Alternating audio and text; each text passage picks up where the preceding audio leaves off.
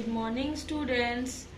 ये हमारी क्लास 5 की फॉरवर्ड इंग्लिश बुक है और इसकी हम फर्स्ट चैप्टर पढ़ेंगे, बाबर्स फिफ्थ ब्रदर, है ना बच्चों।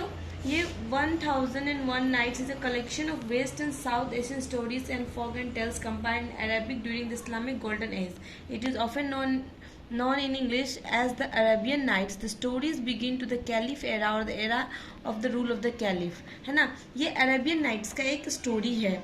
तो इसमें सुल्तान नाम का एक करेक्टर है। सुल्तान नाम का जो करेक्टर है उसको स्टोरी सुनने का बहुत ज़्यादा शौक था। तो एक बाबर है। बाबर का मतलब तो आप लोग समझते होंगे, है ना, नाई जिसको कहते हैं। बाबर जो है अपने फिफ्थ ब्रदर का स्टोरी जो है सुल्तान को सुना रहा है। तो बाबर अपना स्टोरी सुनाता है कि जब तक उसके फादर अलाइव थे, है ना, तो अल्लसचार यानी उसका फिफ्थ ब्रदर जो था वो बहुत आइडल था। आइडल यानी बहुत लेजी था, कोई काम करना नहीं चाहता था, हमेशा पापा से ही पैसे मांगता था और वो अपना ज़िंदगी ऐसे व्यतीत कर रहा था। लेकिन जब उसके फादर डेथ कर गए तो उन्होंने 700 सिल्वर ड्रचमास, है ना, छोड़ कर गए, जिनमें हर बेटे को 100 ड्रचमास मिला। अब अल्लसचार ने तो कभी इतना पैसा देखा ही नहीं था, तो वो पजल्ड, वो शॉक्ड हो गया कि हमको क्या करना चाहिए, कैसे करूँ, क्या करूँ, सब उसको समझ में नहीं आ रहा था। तो उसने सोचा कि वो ग्लास बॉटल्स का मर्चेंट बन जाएगा। क्या बन जाएगा? ग्लास बॉटल्स का मर्चेंट बन जाएगा, ऐसा उसने सोचा, है ना। उसके बाद वो क्या हुआ कि उसने सारा कुछ अपना आइटम्स वगैरह खरीद लिया और वो कस्टमर के लिए रुका रहा, है ना। अनकवर्ड बास्केट यानी कि खुले हुए बास्केट में उसने सारा ग्लासवेयर्स रख लिया और देन दो he was setting with his eyes fixed on the basket his thoughts were far away. और वो बास्केट पे नजर रख के वो बैठा हुआ था, लेकिन उसका दिमाग कहाँ था? उसका दिमाग कहीं और था। अननोइंगली ही began to talk aloud and a fruit seller next door listen to him with great interest. और वो सोचते सोचते अपने आप में बात करने लगा, है ना, अपने आप में बात करने लगा। और उसके बगल में एक फ्रूट सेलर बैठा हुआ था, तो वो उसको आराम से देख रहा था कि वो क्या बातें कर रहा है। ये बात करने लगा कि ये ग्लासवेयर मुझे 100 ड्रचमास कॉस्ट किया है, मैं इसको 1 by 1 बेचूंगा और मैं पैसे कमाऊंगा, है ना। आई सेल रिटर्न इनटू 200, पहले मैं 200 फिर 400 और इस तरह से मैं 10,000 ड्रचमास कमा लूंगा। जब मैं 10,000 ड्रचमास कमा लूंगा तो मैं ये ग्लासवेयर का बिजनेस छोड़ दूंगा। उसके बाद मैं एक ज्वेलर बनूंगा। ग्लासवेयर के बाद क्या बनेगा अल्लसचार? ज्वेलर बनेगा। उसके बाद वो बिजनेस करेगा, पेर्ल्स, डायमंड्स, प्रीशियस स्टोन्स का वो बिजनेस करेगा और इस तरह से वो बहुत अमीर बन जाएगा, अपने लिए एक महल खरीदेगा। वो अपने आप में ये सारी बातें कर रहा है।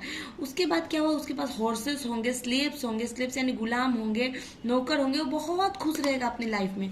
फिर वो वाइजियर्स के डॉटर से शादी करने के लिए वाइजियर से उसका हाथ मांगेगा, उसकी बेटी का हाथ मांगेगा और बोलेगा कि आप अगर अपनी बेटी से मेरा शादी करवाते हो तो मैं आपको 1000 गोल्ड पीसेस दूंगा। और वो फिर अपने मन में ये भी सोच लिया कि अगर वाइजियर ने इनकार कर दिया अपनी बेटी से शादी करने के लिए तो वो उसके बियर्ड यानी दाढ़ी को पकड़ के उसको ड्रैग खींच के उसके घर से लेकर आएगा, है ना। और उसके बाद वो मान जाएगा शादी करने के लिए। तो जब उसकी बेटी से उसका शादी हो जाएगा तो 10 उसको बेस्ट सर्वेंट्स देगा, उसको सिल्क का कपड़ा देगा, सिल्क का क्लॉथ्स देगा, एक बहुत बड़ा रूम देगा उसको रहने के लिए, है ना। और I shall put my gorgeous robes and mount on a horse with A saddle of fine gold. और वो खुद भी बहुत खूबसूरत कपड़ा पहनेगा और गोल्ड से बना हुआ हॉर्स पे जो चढ़ते हैं ना, सैडल बैठने वाला जो होता है वो गोल्ड से बना हुआ, वैसे पर वो बैठेगा। इस तरह के वो सपने जो है वो बुनते जा रहा था। उसके बाद बोला कि मैं जब वाइजियर के पैलेस पे पहुंचूंगा शादी करने के लिए तो वो मुझे अपनी सीट पे बिठाएगा और अपनी डॉटर से शादी करने के लिए करवाएगा।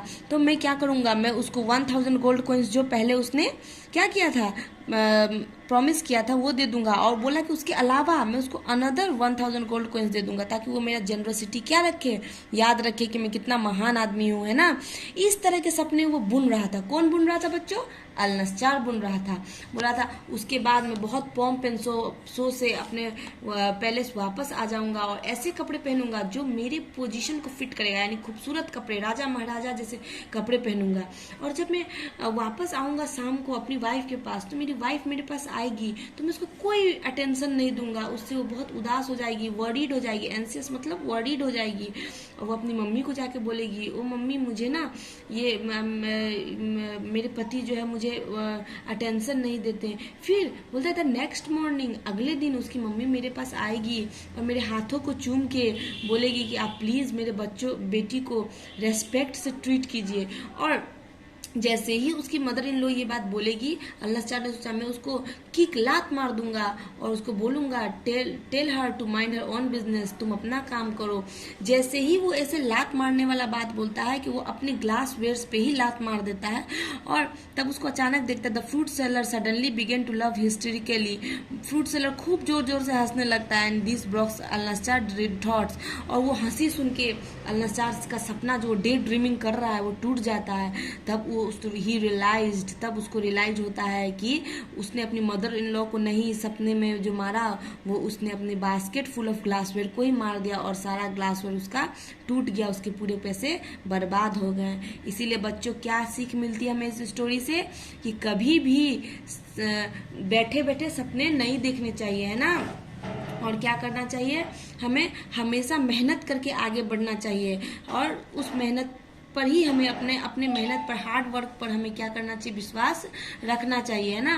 बैठे बैठे कभी कोई अमीर नहीं बनता, सक्सेस नहीं होता, उसके लिए हमें पढ़ाई करनी है, हमें आगे बढ़नी है, मेहनत करनी है। लेकिन अल्लाह चाह तो कोई मेहनत नहीं कर रहा था और सपने देख रहा था, इसीलिए वो आगे नहीं बढ़ पाया और लाइफ में फेलियर हो गया। अब आपको बच्चों क्या करना है, इसका वर्ड मीनिंग लर्न करना है और लिखना है। इसके जो ये है, the barber was a family of 7, है ना। Their father left them कितना drachmas, 700 drachmas. Alnaschar invested in money in glassware. ऐसे आपको करना है। Rewrite the sentence correctly in your notebook. इसमें कुछ गलत है, आपको बनाना है। The vizier was interested in listening to stories. Vizier तो नहीं था, सुल्तान था, तो the sultan was interested. The fruit seller was planning to marry vizier's daughter. नहीं, अल्नास्टार वॉज प्लानिंग टू मेरी। इसमें एक एक सेंटेंस चीज गलत है, वर्ड वो आपको सही करना है। फिर यहाँ पर बच्चों लाइन्स दिया हुआ है। Who is the speaker of this lines? He will give me his seat. Al-Nasjar. Who will offer the speaker his seat? कौन ऑफर करेगा? Vizier.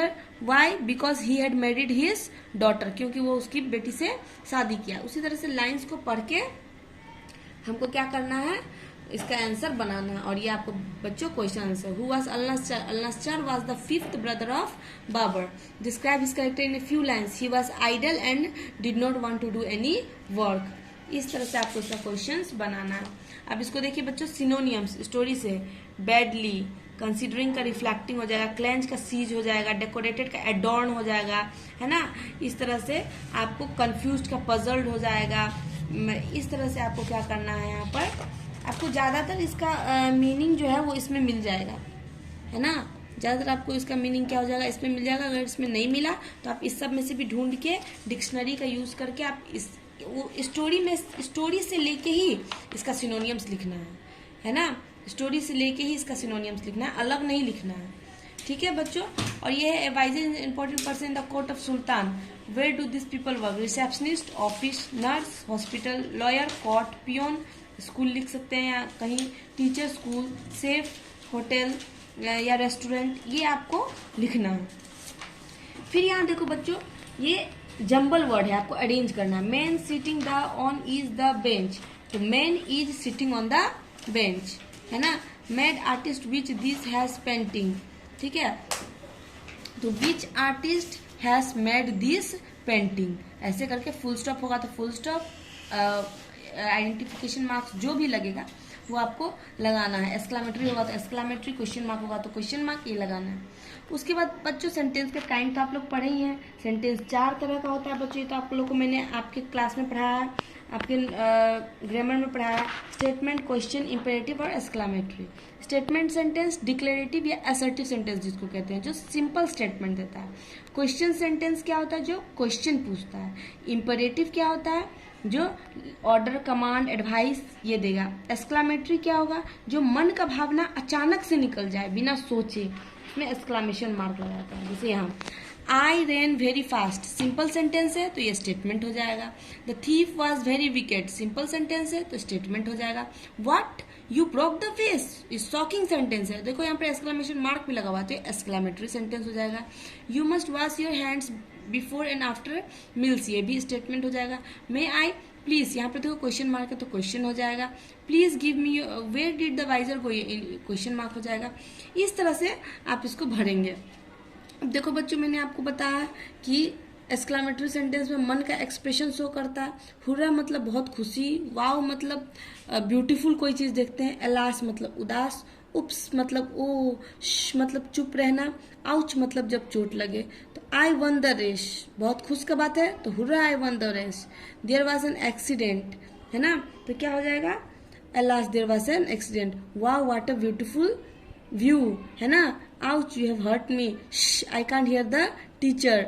इस तरह से उप्स सी फेल डाउन, ऐसे हमको इसको बनाना है। तो ये सारी चीज इतना तक आई तक आप अपने कॉपी में बना के सुंदर से सुंदर ब्यूटीफुल हैंड राइटिंग में इसको कंप्लीट करके बच्चों रखेंगे। किसी भी तरह की प्रॉब्लम होगी स्कूल के नंबर से आप कांटेक्ट करेंगे। Thank you, have a nice day.